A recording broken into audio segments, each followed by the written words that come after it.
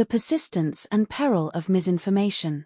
Brian Southwell looks at how human brains verify information and discusses some of the challenges of battling widespread falsehoods. Misinformation, both deliberately promoted and accidentally shared, is perhaps an inevitable part of the world in which we live, but it is not a new problem. People likely have lied to one another for roughly as long as verbal communication has existed. Deceiving others can offer an apparent opportunity to gain strategic advantage, to motivate others to action, or even to protect interpersonal bonds. Moreover, people inadvertently have been sharing inaccurate information with one another for thousands of years. However, we currently live in an era in which technology enables information to reach large audiences distributed across the globe, and thus the potential for immediate and widespread effects from misinformation now looms larger than in the past. Yet the means to correct misinformation might, over time, be found in those same patterns of mass communication and of the facilitated spread of information. The main worry regarding misinformation is its potential to unduly influence attitudes and behavior, leading people to think and act differently than they would if they were correctly informed, as suggested by the research teams of Stefan Lewandowski of the University of Bristol and Elizabeth Marsh of Duke University, among others. In other words, we worry that misinformation might lead people to hold misperceptions, or false beliefs, and that these misperceptions, especially when they occur among large groups of people, may have detrimental, downstream consequences for health, social harmony, and the political climate. At least 3 observations related to misinformation in the contemporary mass media environment warrant the attention of researchers, policymakers, and really everyone who watches television, listens to the radio, or reads information online. First of all, people who encounter misinformation tend to believe it, at least initially.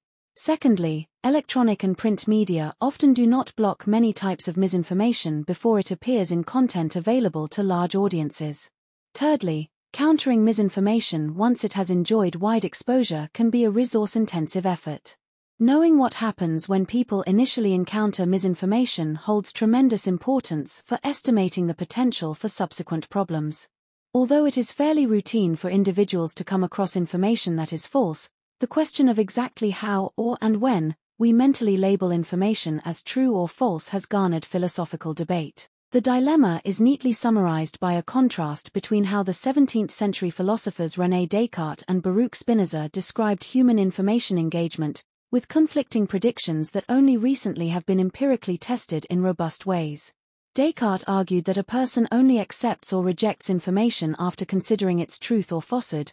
Spinoza argued that people accept all encountered information, or misinformation, by default and then subsequently verify or reject it through a separate cognitive process. In recent decades, empirical evidence from the research teams of Eric Asp of the University of Chicago and Daniel Gilbert at Harvard University, among others, has supported Spinoza's account.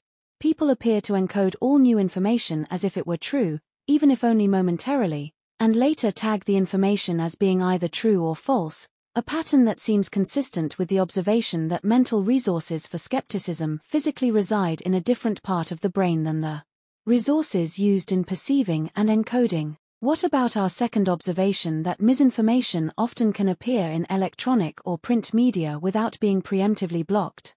In support of this, one might consider the nature of regulatory structures in the United States. Regulatory agencies here tend to focus on post hoc detection of broadcast information. Organizations such as the Food and Drug Administration, FDA, offer considerable monitoring and notification functions, but these roles typically do not involve preemptive censoring. The FDA oversees direct-to-consumer prescription drug advertising, for example, and has developed mechanisms such as the Bad Ad program, through which people can report advertising in apparent violation of FDA guidelines on drug risks. Such programs, although laudable and useful, do not keep false advertising off the airwaves. In addition, even misinformation that is successfully corrected can continue to affect attitudes. This leads us to our third observation. A campaign to correct misinformation, even if rhetorically compelling, requires resources and planning to accomplish necessary reach and frequency. For corrective campaigns to be persuasive, audiences need to be able to comprehend them, which requires either effort to frame messages in ways that are accessible or effort to educate and sensitize audiences to the possibility of misinformation. That some audiences might be unaware of the potential for misinformation also suggests the utility of media literacy efforts as early as elementary school. Even with journalists and scholars pointing to the phenomenon of fake news, people do not distinguish between demonstrably false stories and those based in fact when scanning and processing written information. We live at a time when widespread misinformation is common. Yet at this time many people also are passionately developing potential solutions and remedies. The journey forward undoubtedly will be a long and arduous one. Future remedies will require not only continued theoretical consideration but also the development and maintenance of consistent monitoring tools, and a recognition among fellow members of society that claims which find prominence in the media that are insufficiently based in scientific consensus and social reality should be countered. Misinformation arises as a result of human fallibility and human information needs. To overcome the worst effects of the phenomenon, we will need coordinated efforts over time, rather than any singular one-time panacea we could hope to offer.